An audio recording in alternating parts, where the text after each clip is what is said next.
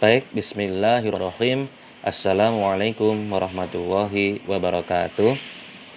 Selamat pagi teman-teman semuanya. Semoga teman-teman selalu dalam keadaan sehat. Alhamdulillah pada pagi hari ini kita bisa bertemu lagi untuk belajar terkait dengan materi fiqhul lughah. Sebelumnya kawan-kawan telah belajar di video dan PowerPoint sebelumnya di poin 1 terkait dengan urgensi mempelajari bahasa Semit atau al-lughatu al-jaziriyah. Bahwasanya di sana sudah tertera ada 9 poin yang sudah kawan-kawan kerjakan tugasnya kemarin, yang sudah diringkas, sudah diintisarikan dalam komen yang ada di portal YouTube kemarin.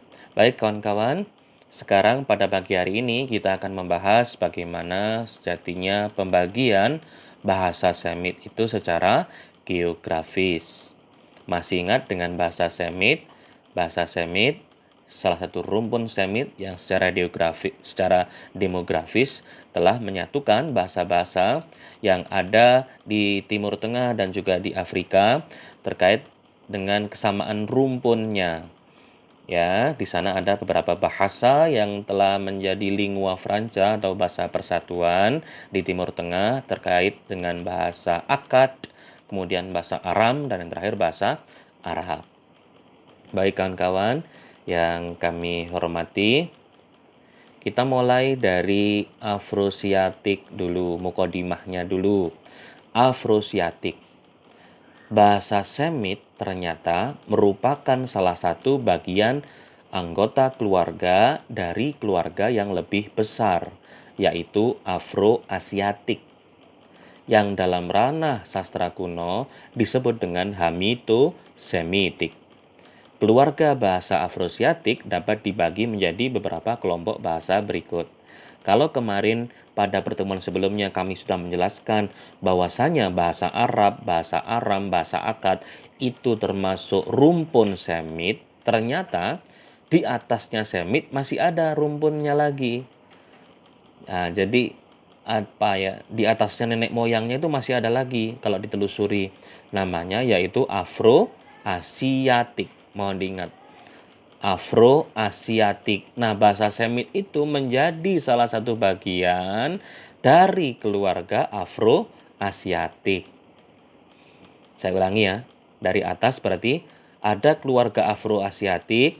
Nah, ini ya kita lihat bagannya. Proto-Afro-Asiatik. Di bawahnya ada keluarga bahasa Semit. Nah, ini uniknya bahasa Mesir ternyata menjadi kelompok yang berbeda dari bahasa Semit. Egyptian, Kusitik, Omotik, Berber, dan Hadik. Jadi bahasa Semit itu termasuk bagian keluarga dari Afro-Asiatik. Lah nanti di Semit ini turunannya ada Arab, ada Akkad, ada Ibrani, ada Aramaik, dan sebagainya. Nah, di bahasa Egyptian ini juga beda ya ternyata dengan bahasa Semit. Ada bahasa barbar ini ya di sini ya, Berber itu yang sudah biasa kita kenal dengan barbar selama ini. Nah, pada poin ini kami hanya mau menjelaskan bahwasanya di atas rumpun Semit ternyata masih ada keluarganya. Namanya keluarga Afro-Asiatik. Gitu ya kawan-kawan ya. Jadi kalau saya kemarin bilang bahasa Arab itu nenek moyangnya adalah bahasa Semit. Nah, di atasnya bahasa Semit ternyata masih ada satu lagi rumpun. Namanya rumpun Afro-Asiatik. Baik. Sekarang kita masuk kepada pembagian al-lughah al-jaziriyah secara geografis. Sudah ya, kita selesai tadi yang Afrosiatik. Sekarang kita fokus di Semit. Tadi hanya semacam mukadimah, kami mau menunjukkan bahwasanya di atasnya Semit itu masih ada satu keluarga lagi namanya Afro-Asiatik. Bisa dipahami ya kawan-kawan ya. Baik, sekarang kita masuk ke pembagian bahasa Semit atau jadi jangan bingung ya kalau saya sebut bahasa Semit atau gitu ya, karena ada dua pendapat ya yang menyatakan Semit itu sama dengan bahasa Al-Jaziriyah. Secara geografis, secara wilayah, bahasa Semit itu dibagi menjadi dua. Yang pertama wilayah timur, bahasa Arabnya Syarqiyah. Yang kedua wilayah barat, bahasa Arabnya Ghorbiyah. Jadi mohon diingat ini, sebutkan pembagian bahasa Semit secara geografis. Ada 2, wilayah Syarqiyah dan wilayah Ghorbiyah. Baik kawan-kawan, bahasa-bahasa Semit Al-Jaziriyah. Nah ini kan ya bahasa Semit garis Al-Jaziriyah, sama ini sebenarnya, tidak usah bingung. Kawan-kawan juga boleh memilih, mau pakai Semit boleh, mau pakai Al-Jaziriyah monggo. Yang berada di wilayah timur ini meliputi bahasa apa? Ada bahasa Akkadiyah. Tulisnya seperti ini ya, Al-Akkadiyah. Sebagai kakak yang pertama, yang paling tua, ini namanya bahasa Akkadiyah. Nah, Akkadiyah itu memiliki 2 cabang. Yang pertama namanya Babilonia, bahasa Arabnya Al-Babiliyah. Al-Babiliyah. Dan yang kedua namanya Al-Asyuriyah atau sering disebut dengan Asyiriyah. Asyiriyah. Jadi bahasa Akkad sendiri itu dibagi menjadi 2. Yang pertama namanya Babilonia, yang kedua namanya Asyiriyah.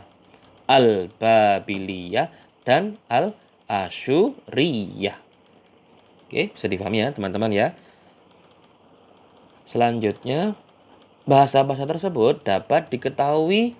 Nah, karena sudah bahasa tua ya dan sudah mati bahasanya, maka kita hanya bisa mengetahui dari mana? Dari seni pahat. Kalau kalian buka buku fikul lugah pasti nemu ini, namanya Al-Khat Al-Mismari. Al-Khat Al-Mismari. Kawan-kawan coba kalau ada waktu bisa ngecek ini di Google. Tinggal diketik saja Al-Khat Al-Mismari, nanti akan muncul gambar-gambarnya. Contoh-contohnya Al-Khat Al-Mismari itu seperti apa? Bahasa Inggrisnya cuneiform. Cuneiform. Bacanya agak susah ini. Cuneiform. Cuneiform ini ya. Al-Khat Al-Mismari itu tulisan yang ditulis dipahat, kawan-kawan. Jadi kan belum ada kertas pada waktu itu ya. Jadi mismar itu kan paku ya. Mismar itu paku. Jadi Al-Khat Al-Mismari, cuneiform, pahatan. Nah, ini kalau dalam buku-buku referensi fikul lugah mesti muncul ini istilah ini, karena ini menjadi salah satu media bagaimana bahasa Akkad itu bisa dikomunikasikan kepada kita sampai sekarang. Karena memang bahasanya sudah tua, kawan-kawan ya. Jadi nanti kalau ada pertanyaan, apa yang Anda pahami tentang Al-Khat Al-Mismari, kalian bisa menyebutnya sebagai seni pahat atau tulisan kuno yang dipahat gitu juga boleh.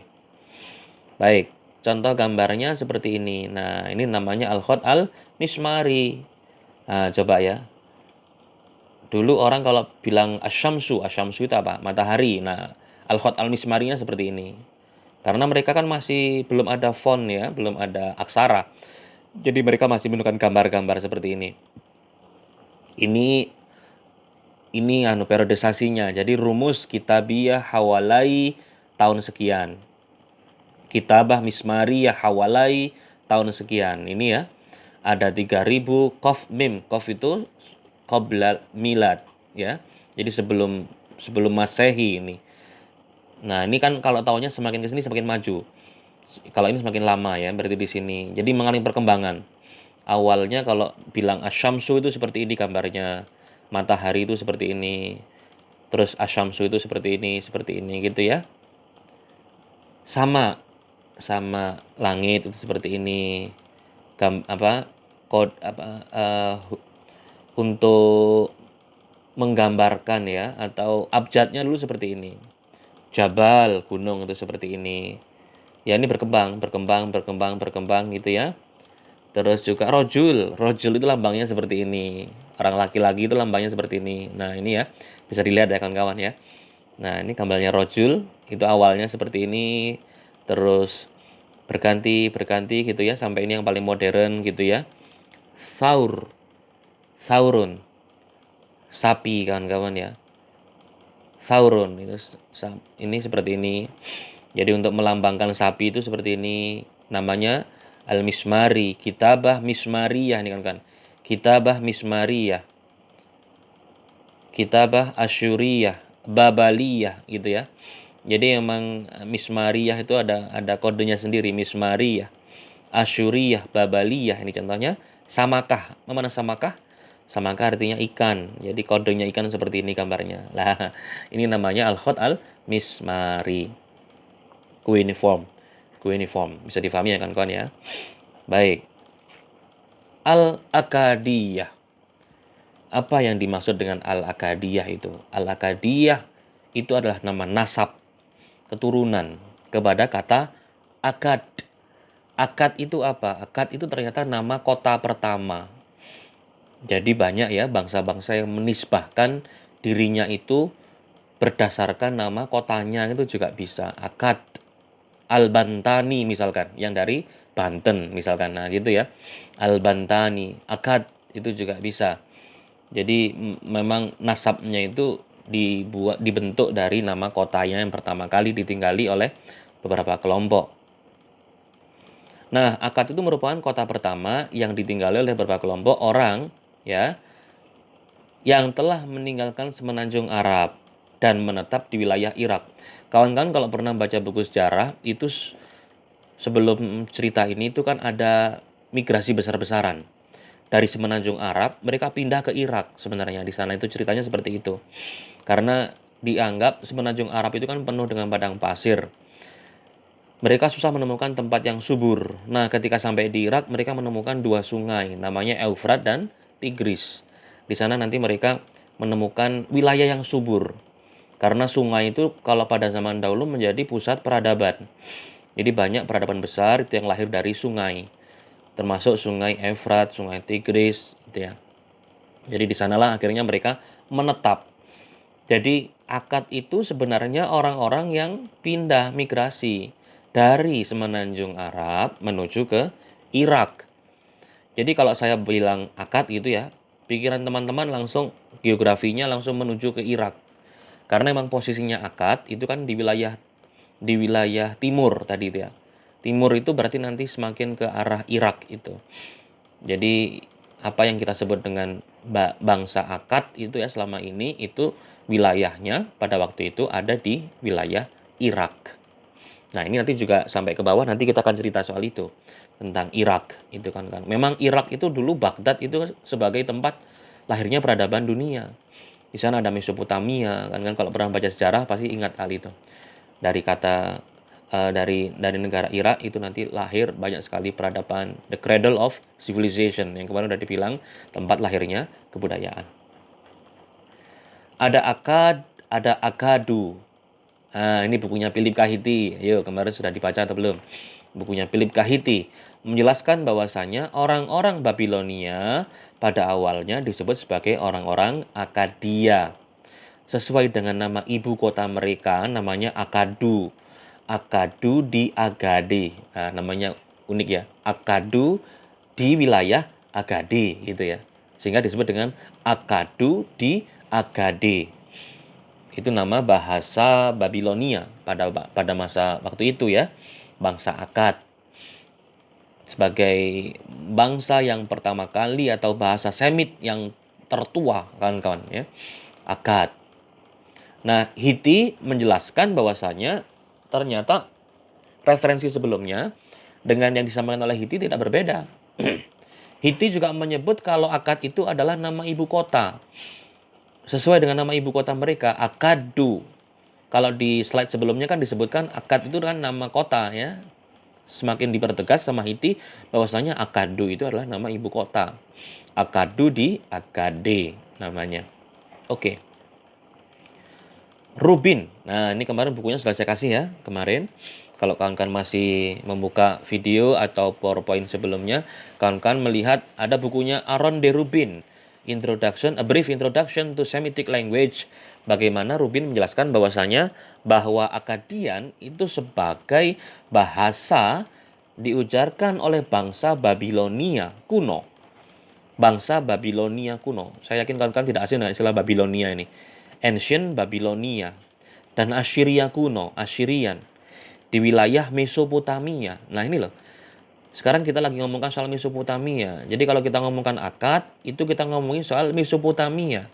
Kalau kita ngomongkan soal Mesopotamia, kita berbicara soal negara Irak saat ini. Baghdad, Irak, itu karena Mesopotamia. Irak memang menjadi sebuah negara yang cukup kontroversi kawan-kawan ya. Karena selain lahirnya Cradle Civilization, Irak itu kan juga tempat lahirnya ilmu nahwu dan sorof, Basroh dan Kufah kalau kalian masih ingat. Dan Akkadian telah terbukti sebagai bahasa Semit yang paling tua. Ini yang perlu digarisbawahi. Akkadian menjadi bahasa Semit yang paling tua. 2400 BCE, BCE itu before Christian era, yang sudah terekam kurang lebih sejak 2400 before Christian era. Bahasa Akkadian ini pernah menjadi lingua franca. Nah, ini kawan-kawan yang harus kawan-kawan perhatikan. Apa itu lingua franca? Nanti ada teorinya ya. Lingua franca di wilayah Timur Tengah pada masa itu. Jadi bahasa Akkad itu merupakan bahasa Semit yang pertama kali menjadi lingua franca di wilayah Timur Tengah. Nah, ini makanya kurang lebih pada masa abad pertengahan dan akhir dari milenium kedua sebelum Masehi. Jadi sebelum bahasa Arab itu lahir, kawan-kawan, Timur Tengah itu bahasa yang dijadikan bahasa persatuan atau lingua franca adalah bahasa Akkad. Ini kan yang paling pertama. Ya. Jadi bahasa Arab belum lahir, bahasa Aram belum lahir, ini baru bahasa Akkad itu yang pertama kali. Dan tadi cara menulisnya pakai al-khat al-mismari tadi itu. Mereka masih menggunakan pahatan, masih menggunakan gambar-gambar gitu ya, seperti hieroglif kalau kalian pernah dengar ya. Nah, ini mohon diingat ya kawan-kawan, definisi dari lingua franca. Ini biasanya saya sering tanyakan di ujian biasanya, apa yang Anda pahami tentang lingua franca? Lingua franca itu berasal dari bahasa Italia, yang berarti bahasa yang dipergunakan sebagai alat komunikasi sosial di antara orang-orang yang berlainan bahasanya. Nah, coba kawan-kawan pahami. Ya, jadi bahasa yang dipergunakan sebagai alat komunikasi di antara orang-orang yang berlainan bahasanya. Jadi dalam wilayah itu ada banyak sekali bahasa. Ya, tapi mereka untuk menjadikan komunikasi sosial, mereka menggunakan satu bahasa. Itu namanya lingua franca sebagai alat komunikasi. Misalnya bahasa Inggris. Bahasa Inggris dipakai dalam pertemuan-pertemuan internasional. Meskipun ada orang Arab, ada orang Cina, ada orang Indonesia. Nah, tapi semuanya tidak menggunakan bahasa itu masing-masing. Mereka menggunakan untuk komunikasi pakai bahasa Inggris. Indonesia itu juga bahasa Indonesia bisa menjadi lingua franca. Ada orang Jawa pakai bahasa Jawa, ada orang Sumatera, ada orang Madura pakai bahasa Madura gitu ya. Tapi yang disepakati sebagai bahasa untuk komunikasi adalah bahasa Indonesia. Itu namanya lingua franca. Bisa difahami ya, teman-teman. Apa bahasa Arabnya lingua franca? Lingua franca itu menurut Al-Huli bahasa Arabnya adalah lughah mushtarikah. Lughatun mushtarikatun. Lughah mushtarikah itulah yang disebut dengan lingua franca. Bahasa Arabnya. Naqulu fil lughatil arabiyyah lingua franca yakni lughatun mushtarikatun. Di dalam kamus Longman English Arabic, istilah lingua franca disebut juga dengan lughatu ta'amul. Ta'amul itu kan bermasyarakat ya. Lughatu ta'amul berhubungan, bermuamalah ya. Lughatu ta'amul bahasa yang digunakan untuk komunikasi, bahasa yang digunakan untuk bermuamalah tadi itulah yang disebut dengan lingua franca. Kalau musytarikah sendiri kan persatuan kawan-kawan ya. Bahasa yang digunakan sebagai salah satu untuk menjembatani bahasa-bahasa yang banyak tadi itu menggunakan satu bahasa sehingga disebut dengan lughah musytarikah. Jadi lingua franca itu bahasa Arabnya ada dua, teman-teman. Kawan-kawan boleh pakai lughatun musytarikatun, boleh pakai lughatu ta'amul, monggo silahkan. Bisa pakai dua-duanya ini untuk membahasa Arabkan istilah lingua franca. Nah, berbicara soal Mesopotamia, berbicara soal Irak, kawan-kawan harus kenal namanya Ardur Rafidin. Saya ulangi, Ardur Rafidin. Coba nanti bisa dicek di Google atau di Wikipedia atau dimanapun ensiklopedia boleh. Apa itu Ardur Rafidin? Kelompok yang bernama Al-Akadiyah ini berada di sebelah selatan sebuah wilayah.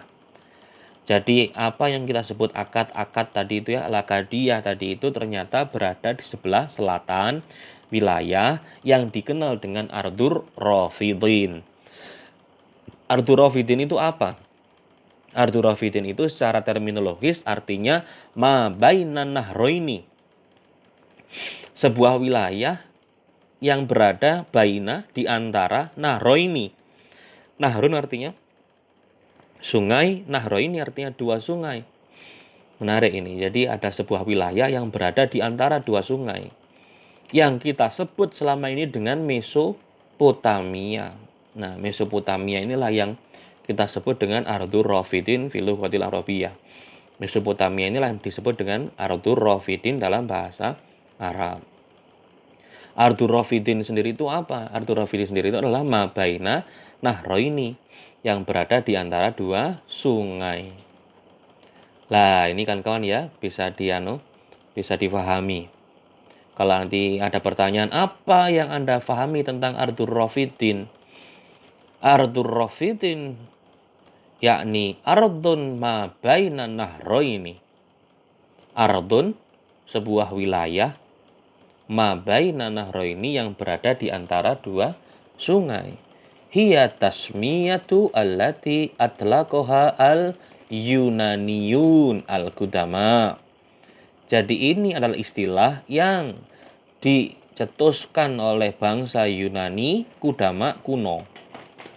Alal bilad, pada sebuah negara atau wilayah, allati yahidduha nahron Dajlah wal Frat. Pada sebuah wilayah yang dibatasi, haddun, kan tahu, yahudduha nahron Dajlah. Nah, ini ada dua sungai tadi itu apa? Namanya sungai Dajlah ini wal Frat. Sungai Eufrat dan sungai Tigris. Eufrat itu bahasa Arabnya al-Farad, gini nulisnya ya. Lah Tigris itu ini pakai dal jim lam ini. Dajlah. Irak al-Yaum. Irak al-Yaum itu maksudnya yang pada hari ini disebut dengan bangsa Irak tadi itu ya. Yahudduhan nahran Dajlah wal Frat. Jadi Ardur Rafidin tadi itu adalah tasmiyah allati atlaquha al-Yunaniyan al-Qudama, yaitu orang-orang Yunani kuno yang telah mencetuskan istilah itu, di mana yang dimaksud dengan Ardur Rafidin adalah sebuah wilayah yang dibatasi oleh sungai Tigris dan sungai Eufrat, Dajlah wal Frat. Nah, mohon diingat ini ya, bahasa Arabnya sungai Tigris itu dan sungai Eufrat. Wa qad izdaharat ala hadzal ardi hadaratun azimatun. Ma mana izdahara? Nah, ini izdahara artinya to shine, to light up. Jadi waqad izdaharat. Jadi telah muncul, telah bersinar ya. Shine itu kan bersinar ya. Ala hadzal ardi. Pada wilayah ini itu pada waktu itu menjadi munculnya hadarah azimah. Apa kan artinya? Hadaratun azimatun. Kebudayaan atau peradaban yang besar. Minha al-hadarah as-Sumeriyah.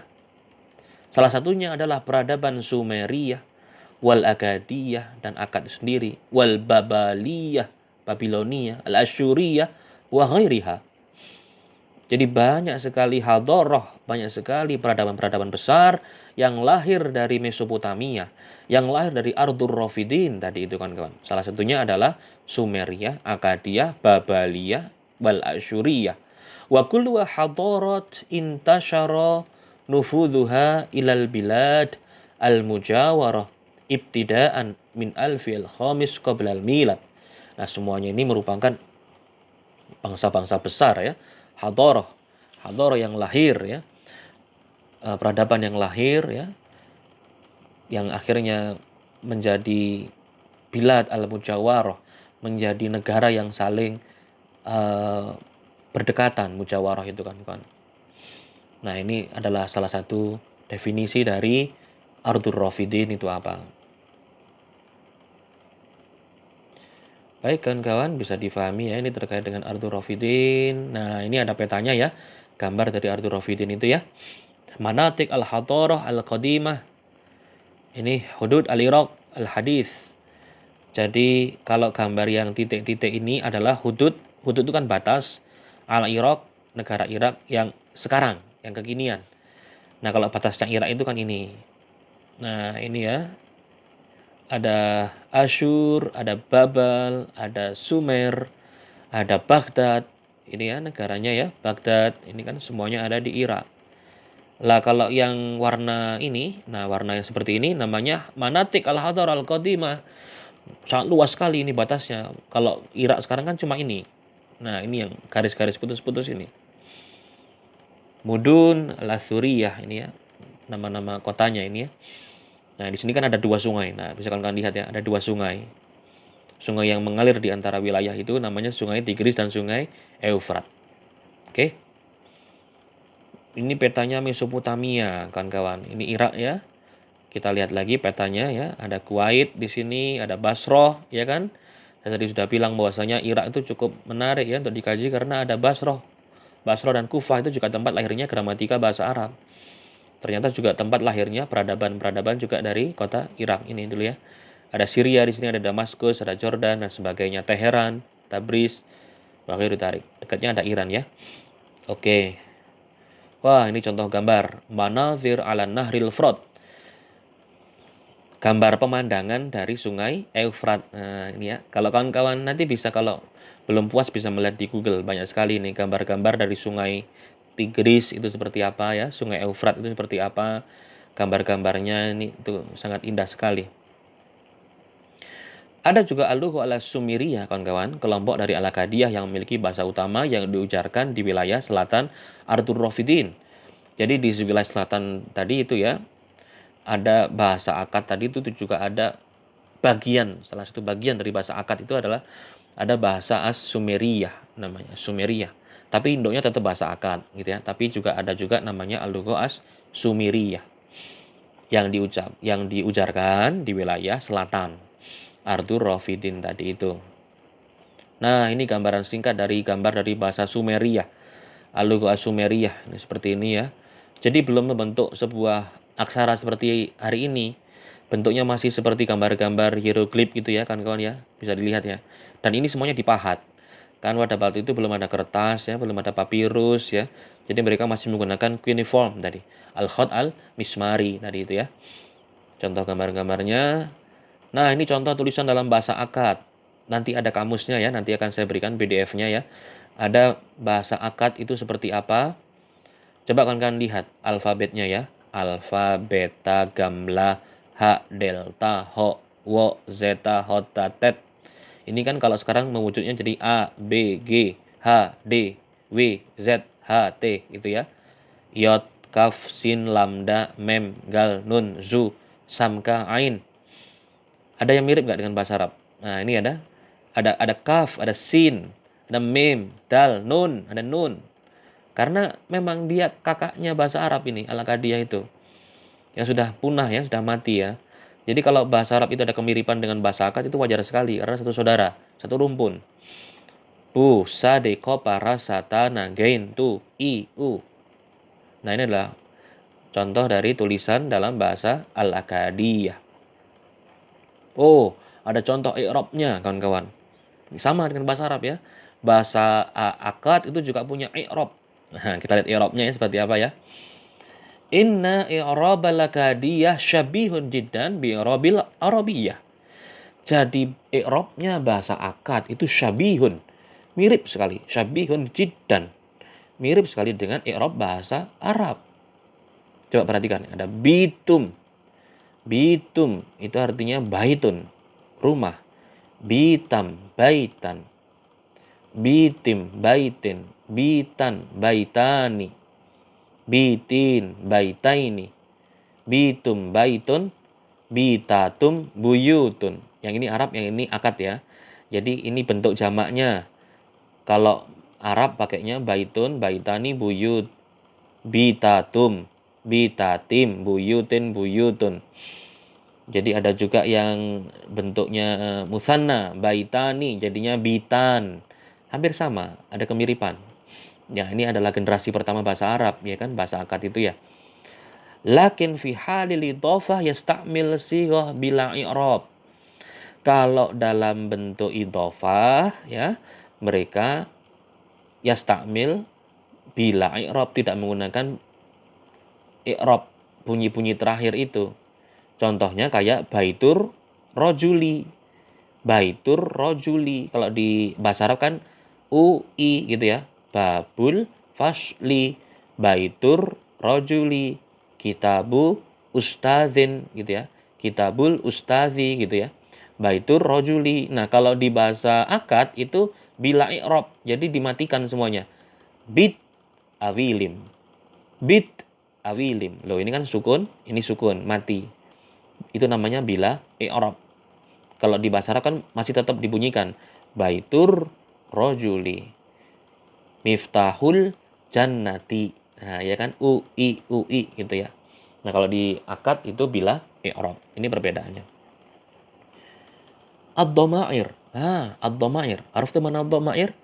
Ad-dhamair itu apa? Domir, pronomina, kata ganti. Ad-dhamair takhtalif aksar anil arabiyyah. Kalau soal domir itu takhtalif, itu apa? Berbeda. Berbedanya aksar. Jadi agak berbedanya agak jauh ya kalau dibandingkan dengan bahasa Arab. Ana itu saya ya kan? Bahasa akadianya anaku. Anaku. Anaku itu bilang ana gitu ya. Anta artinya kamu, laki-laki. Mereka bilangnya atta. Atta. Anti. Ya, anti itu perempuan ya. Pakainya ati. Ati gitu. Huwa. Huwa, dia laki-laki. Bahasa akadnya shu. Shu. Ini yang menarik. Hiya. Dia perempuan. Bahasa akadnya she. She. Kayak bahasa Inggris ternyata. She. Dia perempuan. She.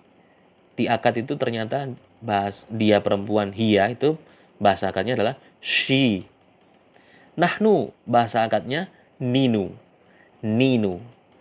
Antum. Bahasa akadnya antunu. Maaf. Atunnu. Atunnu. Antunna. Atina. Hum. Nah, ini jauh ya.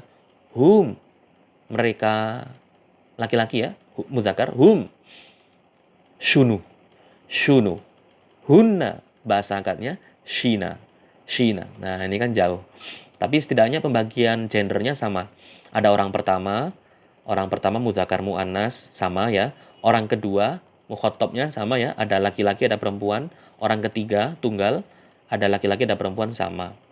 Nahnu juga sama. Nahnu itu kan orang pertama jamak ya. Laki-laki perempuan sama. Nah, ini ketika mukhatab yang jamak ya, orang kedua jamak, laki-laki dan perempuannya dipisah. Begitu juga ini, laki-laki untuk orang ketiga jamak dalam bahasa akad juga dipisah, persis seperti dengan bahasa Arab. Ya, lagi-lagi karena memang saudaranya bahasa Arab ya yang sudah mati. Oke. Asyifa al-ukhra innalakadiyah khaliyah min sodil ha haitsu ista'id anhu fil aghlab bi sauti shin fatahulu dhamirul muannas. Jadi di dalam bahasa akad itu pada intinya mereka khaliyah, tidak ada bunyi ha itu kawan-kawan. Dan mereka fil aghlab secara dominan mereka itu menggunakan bi sauti shin dengan bunyi huruf shin. Saya ulangi, perbedaan antara bahasa Arab dan bahasa akad. Kalau di bahasa akad itu tidak ada bunyi ha. Ha itu kholiyah. Kholiyah itu kosong dari bunyi ha. Dan mereka biasanya menggunakan bunyi shin.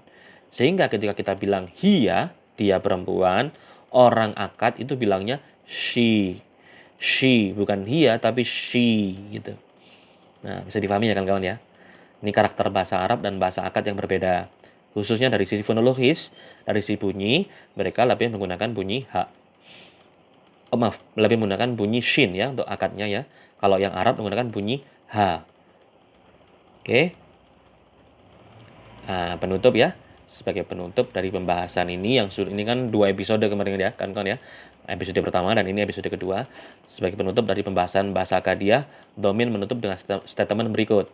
Closing statementnya dari Domin, wazollat al-Akkadiyah luhotu hayatin birrohmi min zawali sultan al-Akkadiyin kurun tawilah wa matat ba'da zalika walam yabqa minha illa nakush. Kawan-kawan, pada masa itu Al-Akkadiyah merupakan lughah yang hayyah. Mana hayyah? Hayyah itu hayatun. Lughah hayyah itu bahasa yang hidup. Birrohmi min zawali sultan al-Akkadiyin kurun tawilah, ketika masih ada sultan, ada sultannya waktu itu, sultan bangsa Akkad itu ya. Pada kurun abad yang cukup lama, kurunun tawilatun, sempat menjadi bangsa, sempat menjadi bahasa yang berjaya pada masa itu, bahasa Akkad itu kawan-kawan. Tapi wa matat ba'da zalika, dan akhirnya bangsa atau bahasa Akkad itu mati. Walam yabqa, dan tidak ada yang tersisa kecuali an-nakush, kecuali queen form pahatan tadi an-nakush itu ya, al-khat al-mismari itulah. Dan inilah salah satu kajian dari fikul lugha, mempelajari an-nakush. An-nakush inilah yang menjadi bukti otentik sejarah bahwasanya bahasa Akkad sampai sekarang masih bisa kita pelajari. Seperti itu. Baik kawan-kawan, semoga materi kita pada hari ini menjadi ilmu yang bermanfaat. Mari kita tutup dengan bersama-sama baca doa. Allahumma inni a'udzubika min ilmin la yanfa wa qalbin la yakhsha wa amalin la yurfa wa du'ain la yusma. Semoga kawan-kawan bisa meresapi pesan dari Buya Hamka ini ya, dan juga kawan-kawan juga bisa mengambil kesimpulan dan pelajaran dari bangsa Akkad tadi. Tetap jaga kesehatan. Kurang lebihnya kami mohon maaf. Assalamualaikum warahmatullahi wabarakatuh.